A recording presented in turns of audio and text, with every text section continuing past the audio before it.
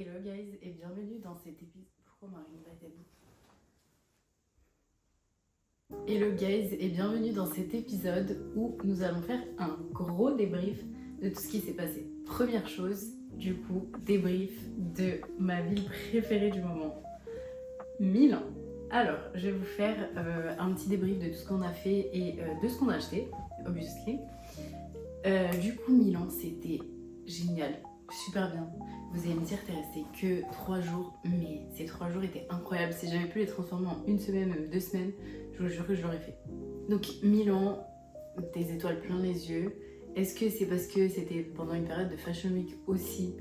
Peut-être que ça joue, mais franchement c'était incroyable. Il y avait une bonne vibe, tout était bien, tout était beau, l'architecture, etc. Il y a des trucs où je dirais que c'est beaucoup moins avancé que la France, par exemple les trams. Genre les trams qu'on a nous dans notre ville, ils sont beaucoup mieux que les trams de Milan, que Milan est considéré comme limite comme la capitale de l'Italie quoi. Donc sur ça franchement, niveau technologie, pas ouf du tout. Mais sinon, c'était magique, magnifique, tout ce que vous voulez. Donc je vous le rappelle pour ceux qui ne le savent pas, je voulais absolument partir à Milan pour la Fashion Week et pour mon anniversaire. Donc on est parti du vendredi au dimanche.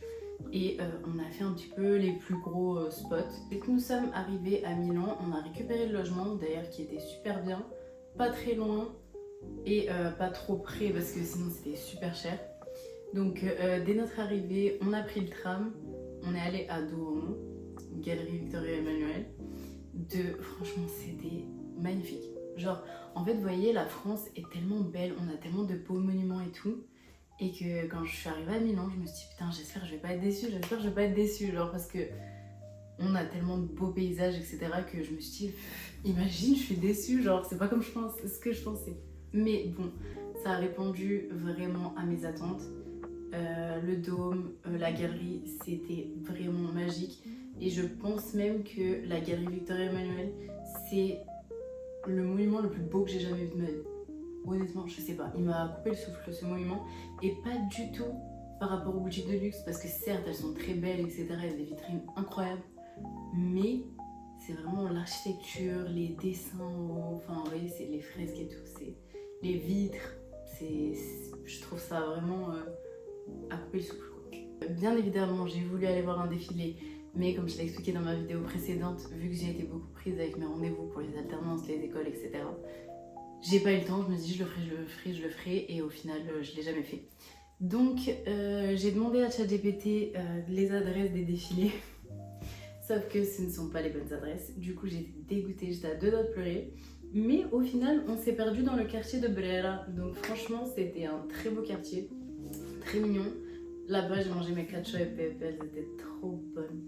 L'ambiance et tout pareil, ça fait un peu plus, comment dire, genre un peu plus un côté Annecy, vous voyez, où il n'y a pas la mer, quoi, il n'y a pas de lac, je veux dire, la mer. Et je sais pas pourquoi ça m'a donné cette vibe un peu de Annecy, vous voyez, où il y a les petites rues piétonnes, etc. Franchement, c'était trop beau, trop bonne ambiance. Les pâtes étaient super bonnes.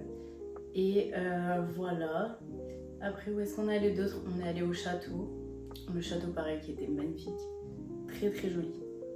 Mais c'est vrai qu'on n'a pas eu le temps d'aller dans les petits quartiers, etc. que je vois maintenant. En fait, j'ai pas assez préparé le voyage, je vais pas vous mentir.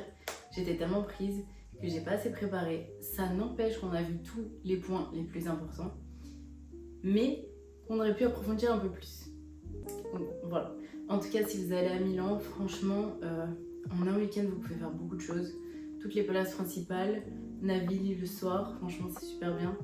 La journée, Brera, Château Sforzo, il y a plein d'autres trucs à faire, d'activités, etc. Nous, je vous avoue qu'on a plutôt découvert la ville, parce que c'était vraiment mon souhait. Et voilà, bien évidemment, je ne pouvais pas repartir de Milan sans mon t-shirt I Love Milano. Donc, je me suis pris ce petit t-shirt. Je sais, il est beaucoup trop grand, il n'y avait pas de S, il n'y avait que du M. Et encore, j'ai même pas l'impression que c'est du M, on dirait que c'est beaucoup plus grand. Ça, vous en trouvez partout. Vous savez, les vendeurs, là, comme à Paris, qui vous vendent les petites tours Eiffel, bah, y a plein de t-shirts, de trucs et tout pour des souvenirs. Et je sais pas pourquoi ce t-shirt je le voulais trop, genre je voulais trop un I Love Milano, j'étais fixée dessus, j'ai dit il faut absolument que je l'achète. Du coup celui-là il m'a coûté 15 €. Voilà, je l'ai pas encore mis. Après la qualité voilà, hein. Je sais que ça va se craquer en 2 secondes, donc je vais le laver tout le temps à la main. Deuxième achat en tant que Milanais.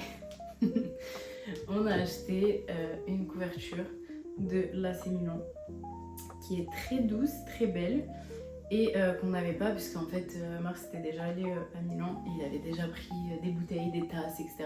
Du coup on s'est dit bon, on va pas abuser avec les tasses même si on aime trop ça, on va prendre plutôt quelque chose qui peut nous servir et du coup on a décidé de prendre cette couverture qui est trop mignonne. Ensuite, hop, donc tout ça on y a fait l'avant-dernier jour, genre le samedi. Parce qu'avant, c'est vrai qu'on n'a pas trop regardé. En fait, il y avait tellement de choses à voir que faire les magasins, c'est bon, c'est secondaire.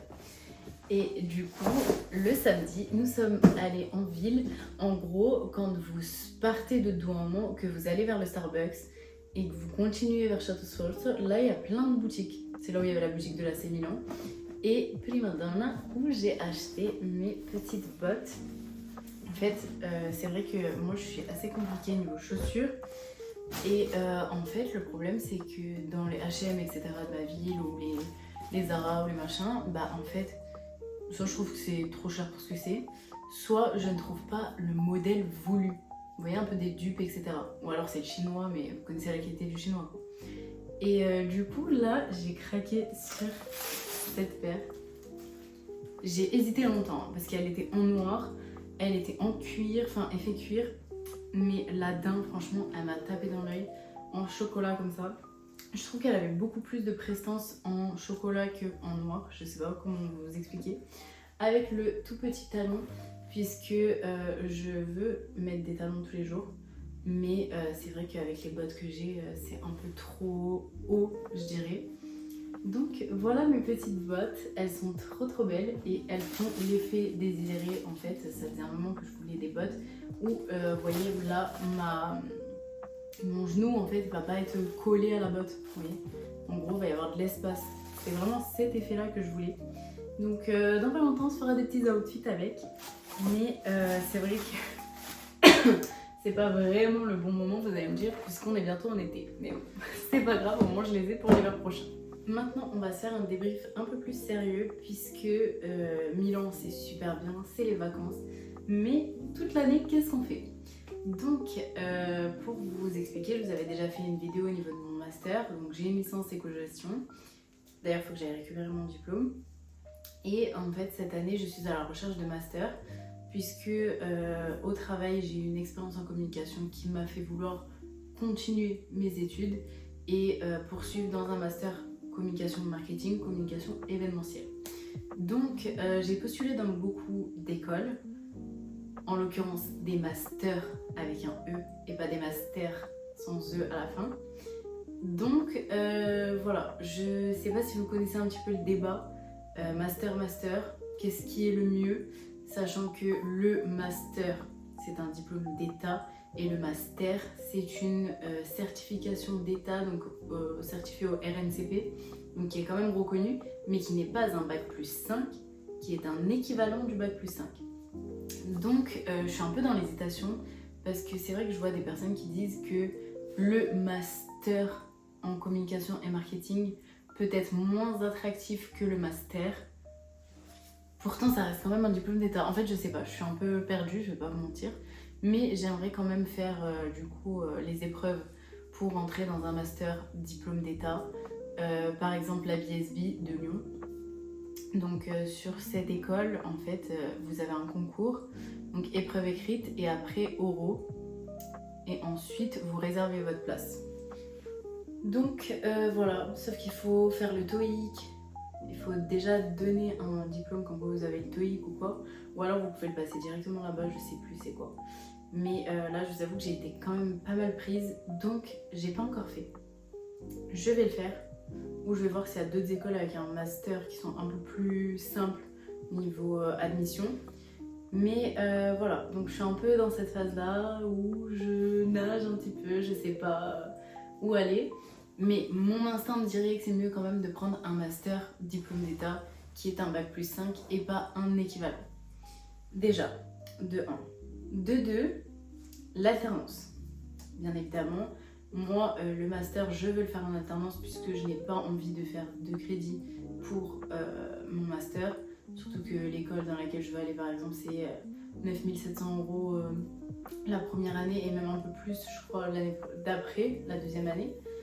Donc voilà, je voudrais faire en alternance pour ne pas prendre de crédit et pour pas être dans une situation financière un peu compliquée, parce que si je travaille, si je fais l'école tous les jours, bah, ça veut dire que je peux pas travailler, donc je peux travailler que les week-ends avec un crédit, etc. Enfin bref, voilà, j'ai pas à débattre là-dessus, je pense que beaucoup d'étudiants me comprennent.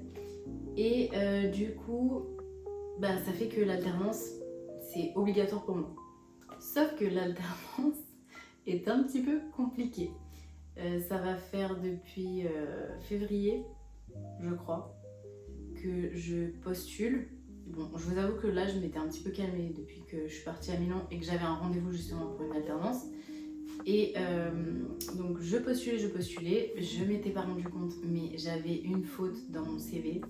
Voilà, là j'ai eu une conseillère de l'école qui m'a aidé un petit peu à refaire mon CV, etc. Il n'y avait pas grand chose à faire, mais c'est vrai qu'il y avait une faute énorme, genre expérience professionnelle avec un seul N. Je me dis, mais comment j'ai pu faire ça en fait? Ça se voit que j'ai envoyé tous mes CV quand il était 19h, que je venais à peine de terminer et que j'étais au bout de ma vie, enfin dedans en train de dormir. Donc voilà, j'étais un peu dégoûtée sur ça, mais ça n'empêche que j'ai réussi à avoir un entretien avec les hippodromes de Lyon. Entretien, donc moi j'ai fait beaucoup d'efforts pour y aller, j'ai terminé le travail, j'ai couru, etc. Enfin, je suis partie j'avais trop peur d'être en retard et au final j'y suis allée. Le rendez-vous s'est super bien passé, je vais pas vous détailler tout. Une partie où il parlait de lui et de son expérience qu'il faisait au niveau des hippodromes. Une partie où moi je m'exprimais, après un échange questions-réponses, qu'est-ce que c'est une journée type, etc. Et ensuite, pendant 30 minutes, donc en gros ça a duré 1h30 je crois. Pendant 30 minutes, j'étais dans une salle et il y avait des questions type il y a cet événement qui va être fait, quel post vous faites sur les réseaux sociaux, ou bien il manque l'animateur d'avant-course, qu'est-ce que vous faites si jamais il n'est pas là, etc. Enfin bref, des questions qui nous mettent un peu en situation pour savoir ce que tu fais dans ce genre de situation et pour savoir si t'es adéquat. Donc ce rendez-vous pour moi c'était super bien passé, honnêtement. Pour monsieur aussi je pense, parce que ça se voit quand tu passes un mauvais entretien. Et on m'a dit que j'aurais une réponse la semaine d'après. Nous sommes 2 semaines après. Je n'ai pas de réponse. J'ai fait une relance le vendredi même de la semaine où il m'avait dit qu'il allait me répondre. Mais j'ai toujours pas de réponse.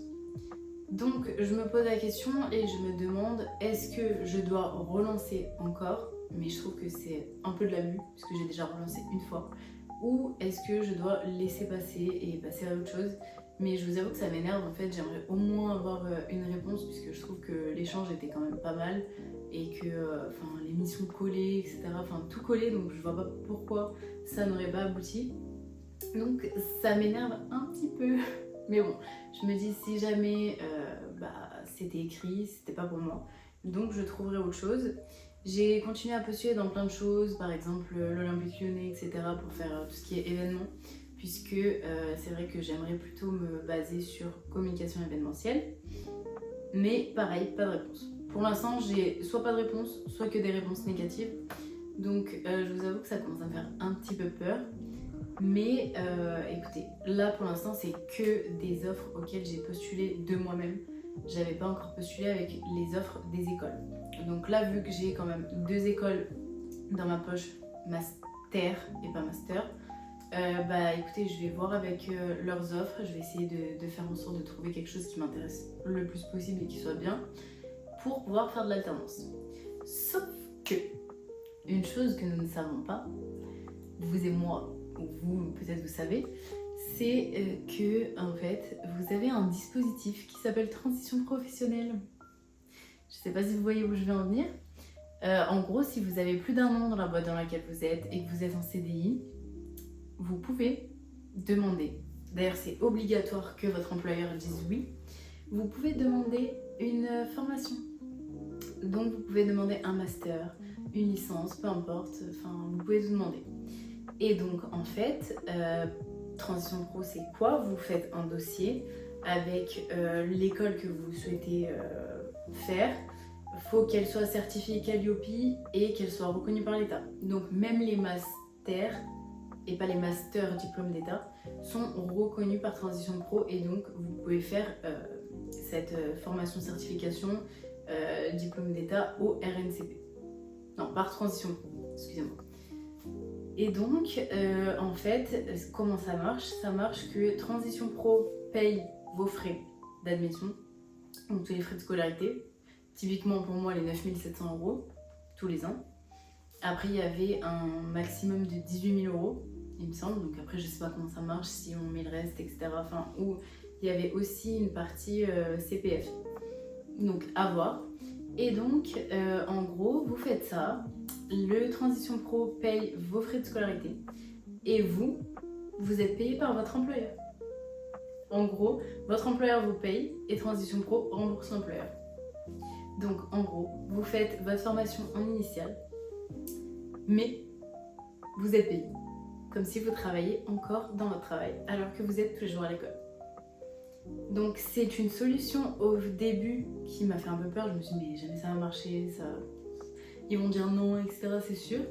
Mais en fait, c'est bien notifié puisque je suis allée à certaines réunions, comme quoi l'employeur est obligé de dire oui.